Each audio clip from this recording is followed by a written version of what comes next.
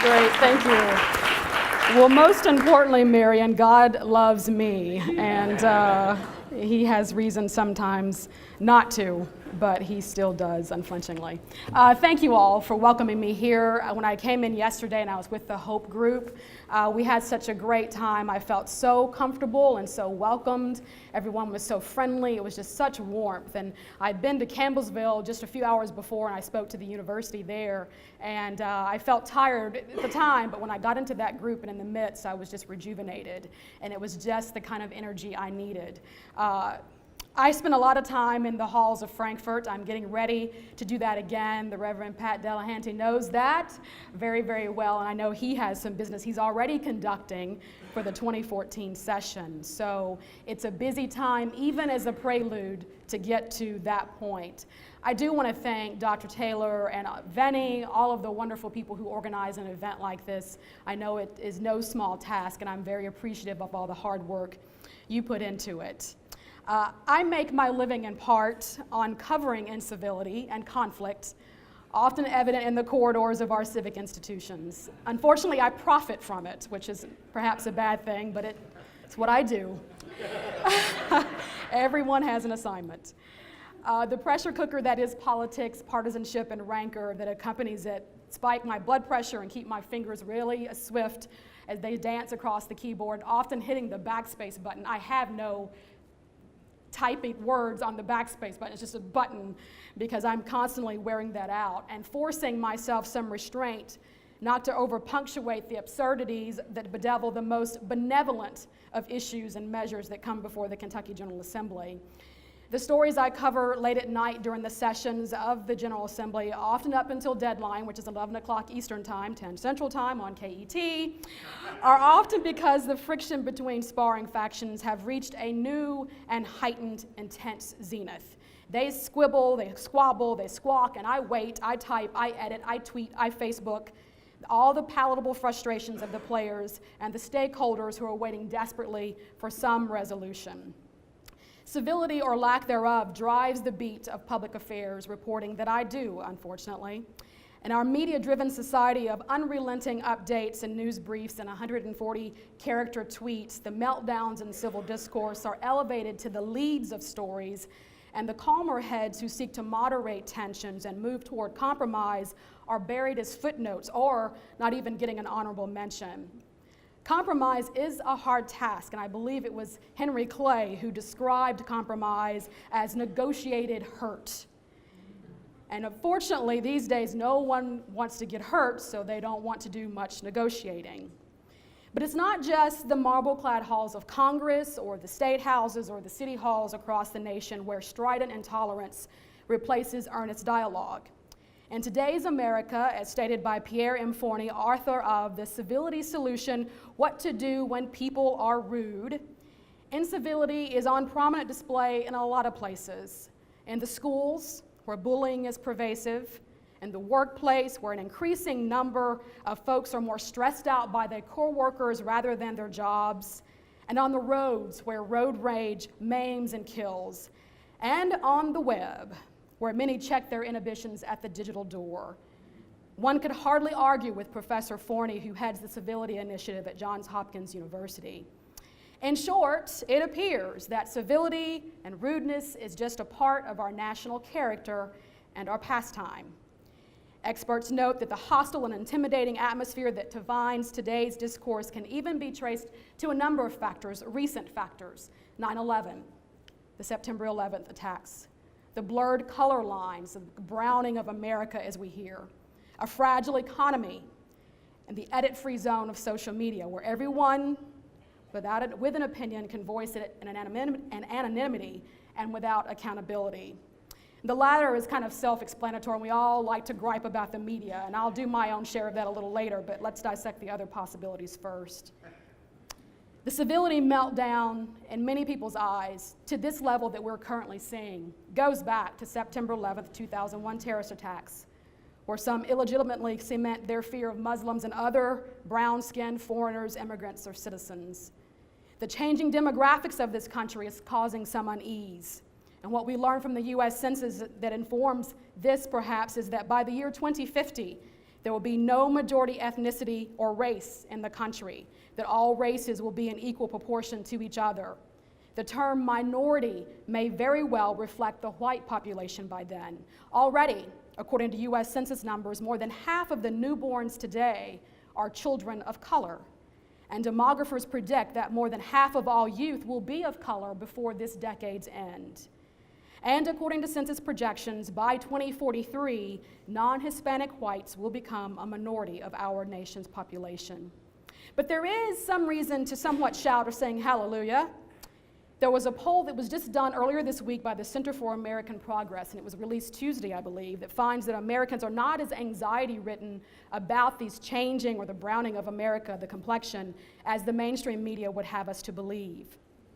There was a terrific article earlier this year in the American Bar Association's publication of Insights on Law and Society, and the writer makes this astute observation about civility in his definition and says, it's not always about what is lawful, but it's about what is respectful.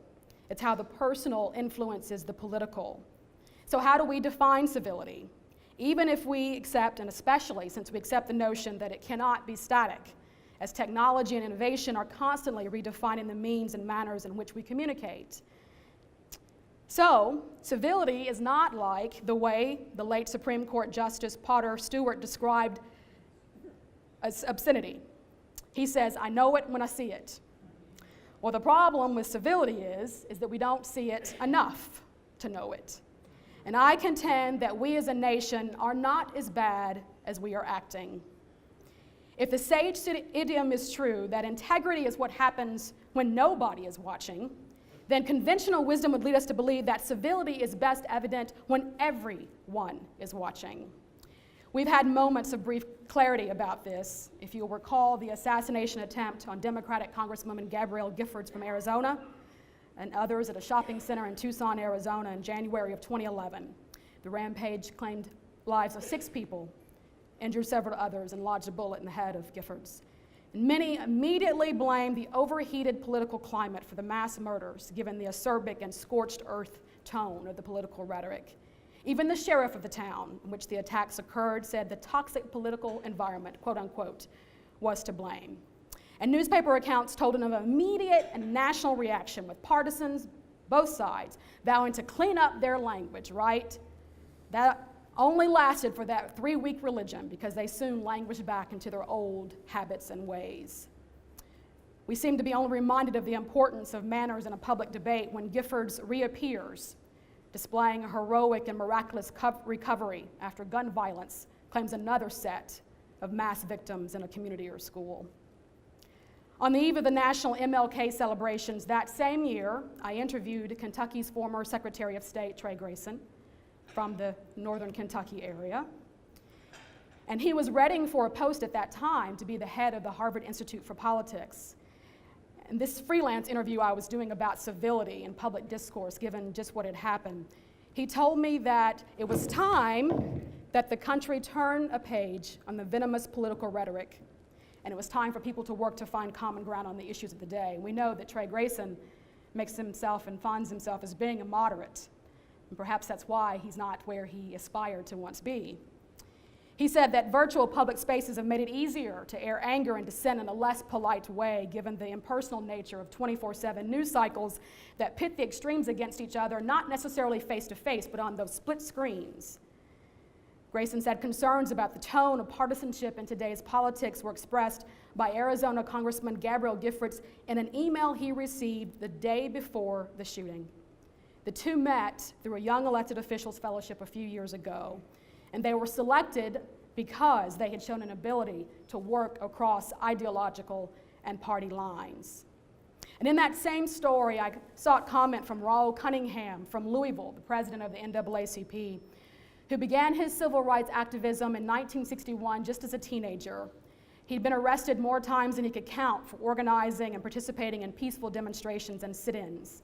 And he remembers a time, because he had worked a lot in Washington, where politicians knew how and when to turn off the rancor.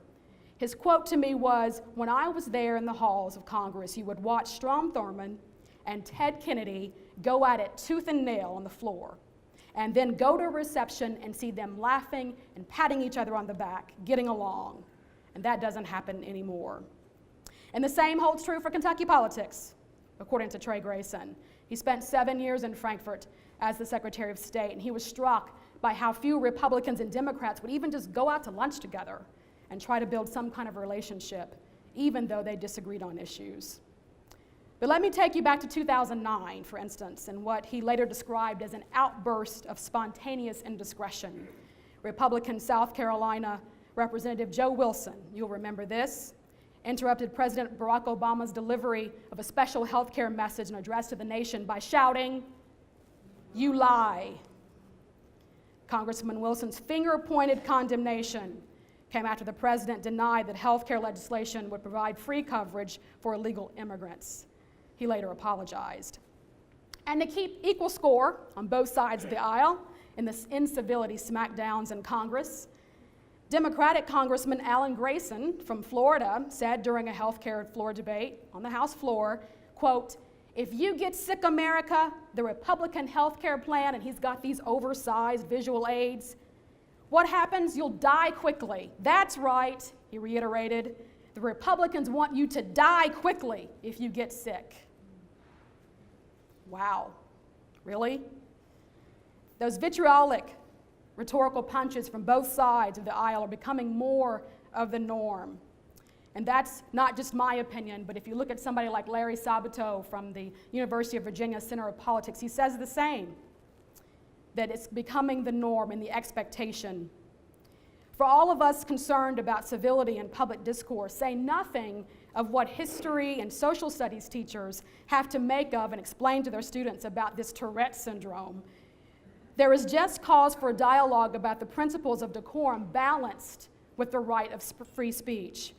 For the same reasons that you can't falsely scream fire in a crowded theater so as not to elicit unnecessary danger or panic, so should be the boundaries of surly declarations in our temples of democracy.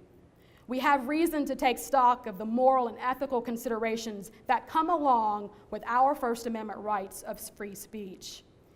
We've seen the examples of what not to do and what not to say, but an example of getting it right was found in 2008 when Senator John McCain was on the presidential trail in Ohio of October of that year, responded to a rally-goer's assertion that candidate Barack Obama, God bless you, was a Muslim Arab. McCain, without hesitation, you remember, rebutted, "No, ma'am. He's a decent family man, citizen that I just happen to have disagreements with on fundamental issues." And that's what this campaign is about. At the time, we didn't give McCain his due. We didn't think about how he was really being courageous at his own potential political peril to make that very brave and bold statement. As scholars and historians remind us, the nation's founding fathers expected individuals as caretakers of our democracy to be responsible and accountable for their words and actions, even as they defended open and free speech. Never was there a more taxing experiment or exercise in compromise than was crafting the nation's Constitution some 220 plus years ago. Now, if you've ever read any of Kenneth C. Davis's books, he's the one who writes Don't Know Much About. And one of his books called Don't Know Much About America's Presidents, he extols the virtues of compromise and its practice that led to our democracy's Bible. And he tells us that in a hot, dank, secretive Pennsylvania room, the founders hashed out a compromise, despite their personal disaffections, that would give small states equal votes in the U.S. Senate and appropriate only 3/5 human status to slaves. That was a compromise, because they knew that Georgia, South Carolina, and North Carolina would hit the table and hit the floor otherwise, even though many knew that that was a diabolical deal with the devil. What history teaches us about the failure to compromise is evident in a more tragic example of the impasse 150 years ago, and that was the Civil War, when the nation couldn't politically resolve the issue of slavery that called into question the moral and the economic imperatives. The stalemate led to the annihilation of 2% of the population in the Civil War, and up to 800,000 people died. So if politics and governing have never been genteel, then why are we griping about it now?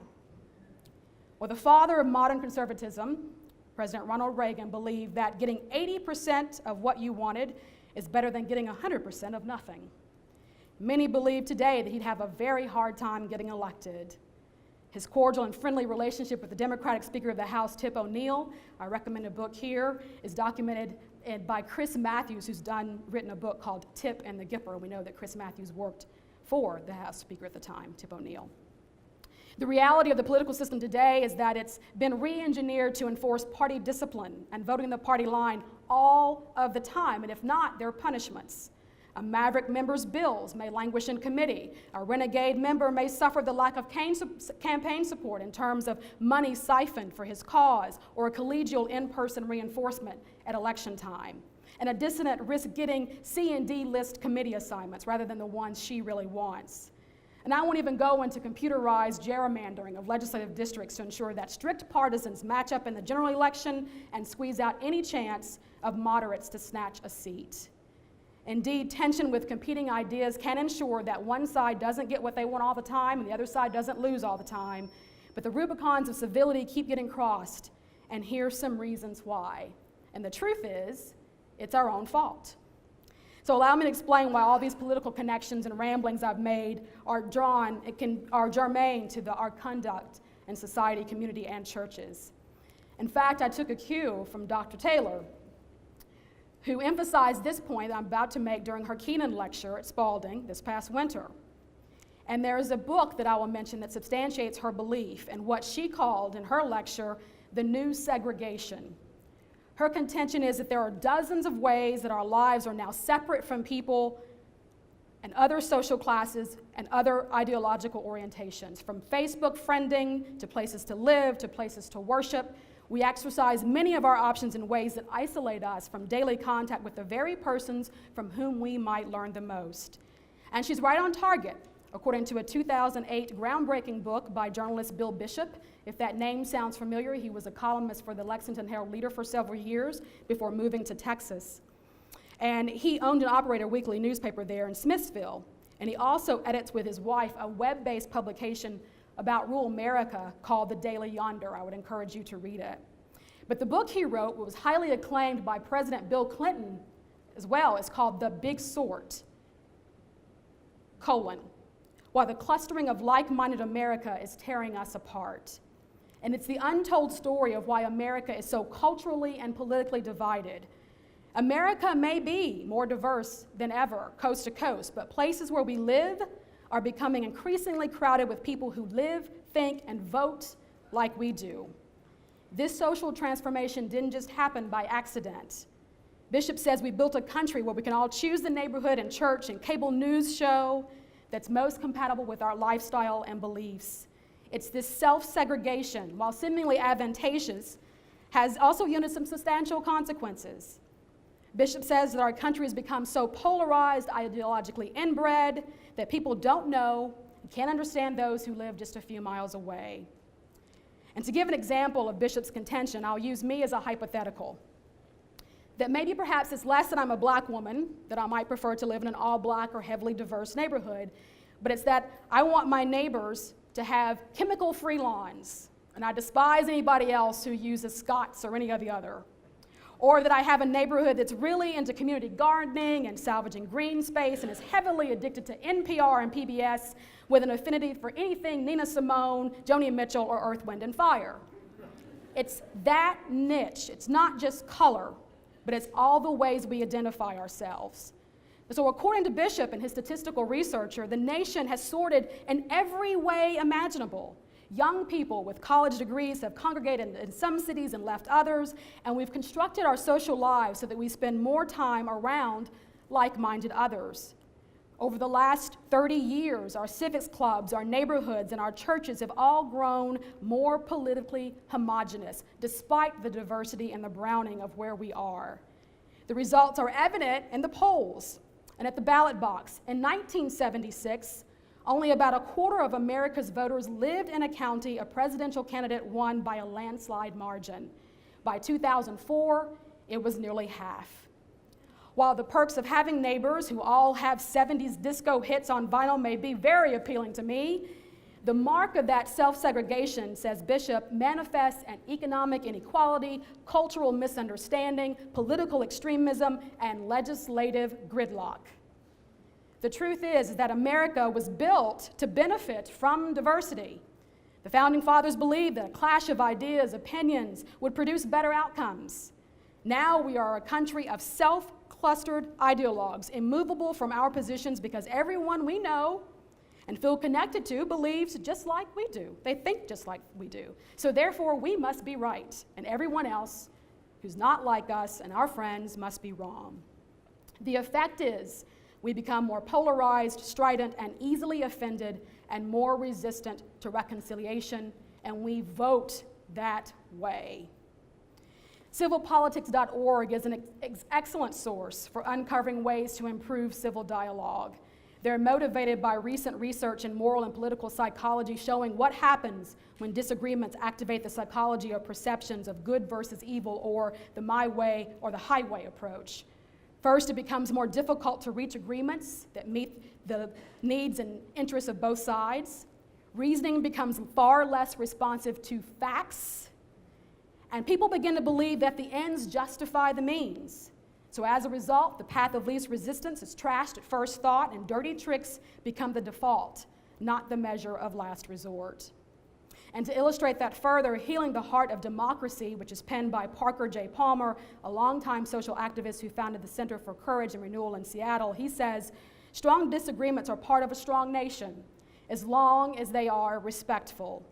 15 to 20% of the people on the far left and 15 to 20% of people on the far right will never be able to join the kind of civil dialogue that we all want to see achieved. But that still leaves 60% in the middle, which is way more than you need to have to do business in a democracy. So let's cheer on this 60%, and conversations on very complex issues can move forward. In Palmer's view, civility in politics is not a matter of people being more polite. Democracy is a nonstop experiment in the strengths and weaknesses of our institutions, civic and otherwise, and tension is key to the process. He says it is a system that was designed to hold tensions, problems, and questions, to keep them on the table so that we can keep returning to them for better answers. The question is, can we hold those tensions in a way that doesn't create enemies, doesn't demonize people who don't think just like us? And we know that marginalized groups that seek to gain entrance into dominant discourse through demonstrations that force their muted voices to be heard and have their existence recognized have historically advanced and expanded the franchise of equality in America. Some scholars call these groups counter-publics because of their tension with larger forces that outnumbered them. But they are the basis of the feminist movement, the civil rights movement, the Harlem Renaissance, the Black liberation movement, the Tea Party, and even the short-lived Occupy Wall Street, Main Street movements. Players in each of these movements, even if motivated by different reasons, individually found a collective voice for their main cause of liberation and freedom in however ways they chose to define it. The second reason we may cite for civility's meltdown, of course, is the media. There's not a day that we don't go by without crucifying the media, and with good cause. Commercial media's constitution is conflict, controversy, and confusion. Clarity of information, and I said commercial media. Clarity of information upon which practitioners of journalists like myself are dutifully bound is a non-factor in most news delivery platforms, many people believe, and I don't disagree. It used to be that all news media, you remember these days, was capsulized and presented by one trusted man in the evening news. But when the advent of 24-hour news cycle, CNN by Ted Turner, and then others piled on, it is believed that cable news outlets have to make up or create controversies, right, to fill the airspace, because otherwise there really isn't that much to talk about. The result, subversive personal attacks where the talking heads are not speaking to each other, but at each other or over each other. Another consequence, people only listen or watch networks that reinforce what they already believe. While we can praise the inclusion of Fox and MSNBC to give rise to different voices, it reinforces self-segregation and codependence on gas bags from either side to confirm your worst suspicions about the other guys. The other reality is that bipartisan victories aren't newsworthy or sexy enough to land above the fold or in the A block of newscasts. It's not enough to draw viewers in, and therefore they don't get media play. But in fact, it's the boring, mundane compromise stuff that really makes government run. And when it comes to social media, Bob Schieffer of CBS's Face the Nation has said that the internet is the first vehicle to deliver the news without an editor. The cyber vestibule breeds bullying and emboldens cowards who don't sign their name to a newspaper op-ed to ramble ad nauseum on blogs, on Facebook and Twitter, and wherever, without any kind of accountability, fact-checking, or accuracy. Thomas Jefferson once said that if a nation expects to be both ignorant and free, it expects what never was and never will be. Media is the aggregate, and it is also the culprit in our civil demise. But we need to take a cue from Michael Jackson's song about man in the mirror. Take a look at ourselves and make a change. We, as citizens of state and country, have to be smarter and better educated about what our public institutions are supposed to do and how they were supposed to function, and then we will make responsible choices that reflect the kind of representative democracy we really say we want. The third potential barrier to civility is quite honestly the lack of love and understanding and our stubborn disposition toward advancing and protecting self. Unfortunately, I can insert here a very personal experience that combines media with also this lack of understanding. This time last year, I was at Campbellsville University yet again, speaking just about KET, my experience growing up as one of few African Americans in otherwise very rural, homogenized white society. Talked about my love of public broadcasting, talked about that the reason why I pursued that was because of the civil discourse that was always present and evident. And I talked about poverty. And I talked about the nexus of poverty, race, class, privilege, and how they're all intertwined. Now, I don't consider that a racist rant. I mean, just because a black woman is saying it and she mentions the word black and poverty all of a sudden.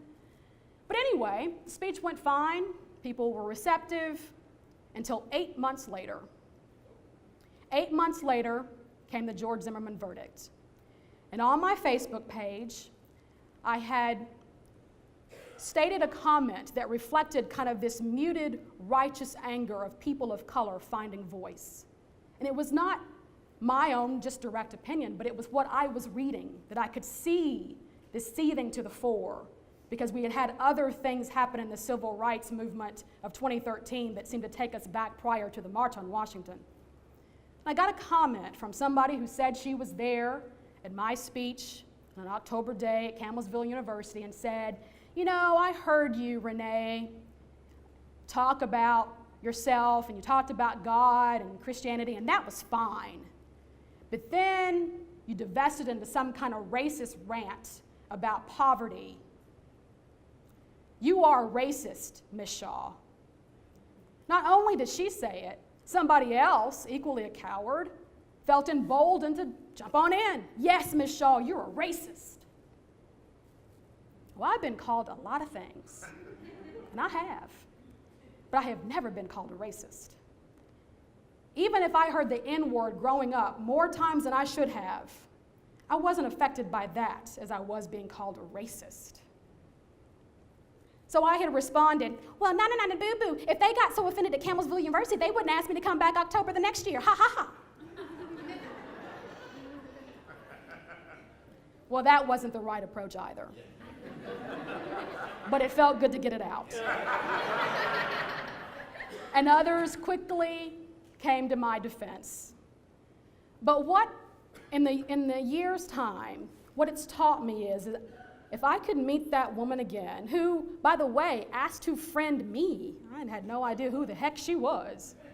Okay, so it's like, you already know I'm a black woman. I mean, was that a surprise? So I defriended her, and I moved on. But it made me think I should have done that. What I should have done, sent her a private message and said, you know what? I want to meet you where you are. I want to try to understand why it is you think that I'm a racist. What is it about your frame of reference, your experience, your background, your philosophy, your ideology, your privilege that I can understand? Because really, I want to understand what it was I said. Well, I didn't have that chance. And when I was in Campbellsville yesterday, I told the story, and they all were just appalled that someone who could have been in their midst could have violated such civility protocol. But it really taught me that we have to meet people where they are, that how we feel, what we think, is not always the majority, not always the most acceptable thing. And if I had to do it over again, and maybe one day I will, I can engage her on an intellectual level, a personal level, about why she felt the way she felt. And oftentimes we don't do that enough. Our preoccupation about things comes from three different sources. Our preoccupation with power, who has it, how'd they get it, and where's mine? From privilege, who's got it, how'd they get it, and where's mine? And political leverage, who's got it, how'd they get it, and where's mine? So every time there's a vitriolic response on your Facebook page, keep in mind that maybe one of those three things is coming into play. The seemingly intractable problems facing this country calls for us to conduct ourselves, as Dr. Martin Luther King said on that August day in 1963 in his famous I Have a Dream speech in the March on Washington, on a higher plane of dignity and discipline. And that's how we are to conduct ourselves, particularly as Christians. I remember the emotions I felt this summer when I saw the MLK Memorial for the very first time. This slain hero is immortalized in solid granite 30 feet high. It is an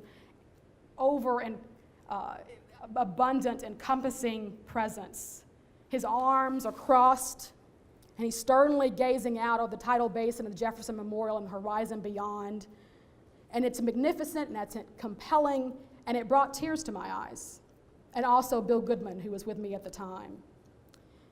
And it's as if King is standing there like this, waiting for the nation to make good on the promissory note issued in the Declaration of Independence. Still waiting for the check to clear in the bank of injustice. Still waiting for character to trump color in our collective judgment of each other. And still waiting for beloved community to take hold. That's what he's still waiting for. But I take comfort in knowing there are good folks, always ready and seeking reconciliation, like the ones in this room, who are guided by peace, truth, patience, love, and reconciliation. In late August, we celebrated 50 years of the March on Washington with the only surviving speaker from that original moment, the mother of all marches, Congressman John Lewis, only one remaining to celebrate the golden anniversary. And then he was 23 years old, the youngest to speak, and organizers told him, "Oh, you can't say that, John. You've got to tamp down that language. It's too bold, it's too stern." He was demanding for justice, and he was declaring that blacks had waited long enough for it to rain down. This is a man who had endured 40 arrests, one of which he'd spent 37 days in near solitary confinement in a state penitentiary for a civil disobedience charge. He was beaten within inches of his life during protests for civil rights, but this giant of civil rights, who's quite the opposite in stature, maybe only 3 or 4 inches taller than I, endured these physical attacks that most wouldn't tolerate today without retaliation, because he was a devoted advocate for nonviolence. Just last week, last Tuesday, I met Congressman Lewis for the first time. He was interviewed by Rachel Maddow of MSNBC for the Kentucky Authors Forum program that airs on KET in December. Watch your program guide for that. But on that stage, when he talked to her, and when he even walked on the stage, it was like meeting the Dalai Lama. I mean, his presence is joyful, it's peaceful, it's calm. This is a young man, now older man, who had turned his back on the scorched earth philosophy to eradicate Jim Crowisms. He's still a builder in Dr. King's vision for a beloved community. He talked about how he met Dr. King at age 18, and he was armed with the discipline and pledge to peace. Mr. Lewis led lunch counter sit-ins and refused to be moved, even when a waitress poured disinfectant down his back and a pitcher of water over his food. And then the eatery's manager sprayed him with bug spray like he was an insect, burning him. In 1961, we all hopefully know that he joined the busloads of whites and blacks known as the Freedom Riders, who rode through Dixie and were brutally attacked all the way. The formula for undoing the uncivil and the isms of our society is evident in his 2012 memoir, with the following chapters entitled simply these words: faith, patience, study, truth, peace, love, and reconciliation. Mr. Lewis spoke a lot about love. He's a very humble man, and he didn't want to talk about the whippings and the lashings and all he endured, but he did. He brings light to darkness. In his last chapter in his book, that's called Across That Bridge, starts with the familiar hymnal refrain by Harry Dixon Lowe's, "This little light of mine, I'm going to let it shine." As a Christian, I believe that when I was preparing this today, that there was confirmation in my spirit, because I actually heard a white minister who shared at my predominantly black church this Sunday the same kind of message, Dr. Robert Baker from Calvary Baptist Church. And his three succinct points to my church this past Sunday was bury the hatchet, build a bridge, and shine a light. As a journalist and a woman with a change the world complex still after all this time, which I hope is never cured, I grouse about the systems burdened by our sour dispositions and self-segregation, and I strive to discuss and probe their state and how and if things can really change. I dissect the philosophies, barriers to that change, and commit myself to a civil dialogue, with the exception of that Campbellsville thing, each step of the progress. And I looked at Congressman John Lewis's words and the words of Dr. Baker of Calvary Baptist Church in Lexington, and I do this remix of their wisdom. With faith, I will find patience and study the truth to work toward peace, with love for the goal of reconciliation. In other words, bury the hatchet, build a bridge, shine a light. If the Bible of our government and democracy are the rights of speech and belief guaranteed to those who seek to unify, it also applies to those who seek to divide, and we have to be cognizant of that. If we are to be friends of God, of Christ, that John 15 verses 14 through 18 says that you are my friends if you do whatever I command you. No longer do I call you servants, for a servant does not know what the master is doing. For all things that I have heard from my Father I have made known to you. These things I command you, that you love one another. Lewdness of tongue and speech may dwell among us, but it is our choice not to let it dwell within us. I, like Lewis and Dr. King, still believe in the beloved community and the transformative progress toward reconciliation in all its forms. If I didn't, I wouldn't stand before you today. I believe as a friend of God and not just as a servant committed to unity and strife that I'm in the struggle and should daily seal my compact toward peace and love.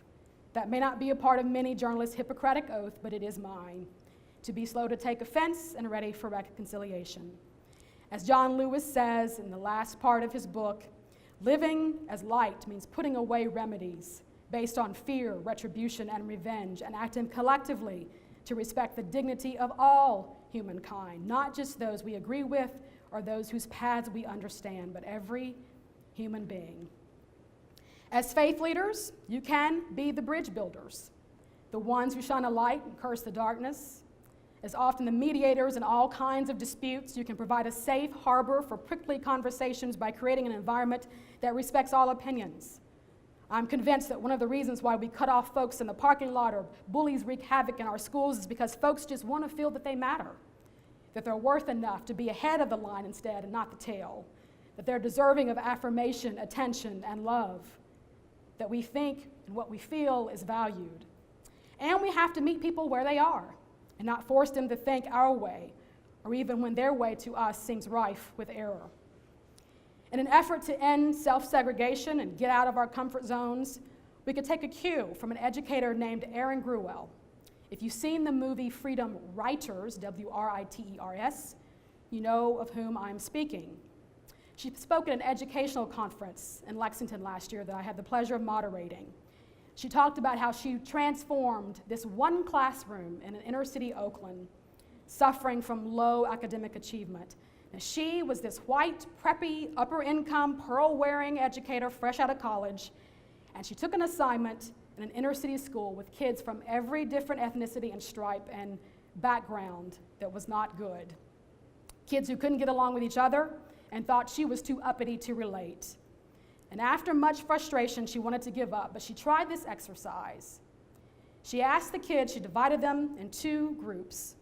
She asked one group to be on this side, the other on this side. And she asked them a series of questions. And when they could say yes to a particular question, she asked them to move forward to the white line in the middle. So she asked them, how many of you come from broken homes, maybe one-parent homes. Kids from both sides moved together in the middle. She asked them, how many of you have lost a friend to gang violence? Again, all of them moved closer to each other in the center. She asked them, how many of you have lost more than one friend? A few more yet moved closer. She asked, how many of you have been victims of sexual assault and rape? More moved closer. She went through a series of questions about their life struggles. And what happened is all of these kids who had been fighting because the Chinese didn't like the Mexicans and the blacks didn't like the Asians, at the very end of that exercise, they all were on this white line, nose to nose, eyeball to eyeball with who they thought was their enemy. And she said, see, you thought you didn't have anything in common. But that exercise just proved you have so much in common. And that was the breakthrough moment for that class. One, that it demonstrated that she was willing to meet them where they were and she was empathetic and sympathetic to their plight. And two, that if they just looked at the other person in the eyeball, they were far more similar than dissimilar. That's a very powerful illustration of how we really can be more alike than different and how we're capable of being better than we're acting when it's put to the test. We all have to practice kindness with deliberateness and intentionality. It could start with doing what a young Paducah girl did. Folks from that part may know of a girl named Morgan Guess, who at age 8 was bullied to a point that she suffered clinical depression. But by age 10, she'd found her voice, and she started a Facebook page called Paducah Kids for Kindness. And what it simply does is it asks people to go on the page and say nice things about each other. I mean, that's not like a big concept, but it is genius. She took a bad situation and she said, I'm not going to be a victim. I'm not going to harbor resentment toward the one who bullied me. I'm going to make my community better. And that's what she did. And she is building bridges toward peace at age 10, all with a Facebook page. So see, social media isn't all bad. So I'll conclude with reciting the third stanza of one of my favorite hymns, In This Very Room, as my belief of what each of you offers in helping to restore civility. In this very room, there's quite enough love for all of the world. And in this very room, there's quite enough joy for all of the world. And there's quite enough hope and quite enough power to chase away any gloom. For Lord Jesus is in this very room. Thank you very much.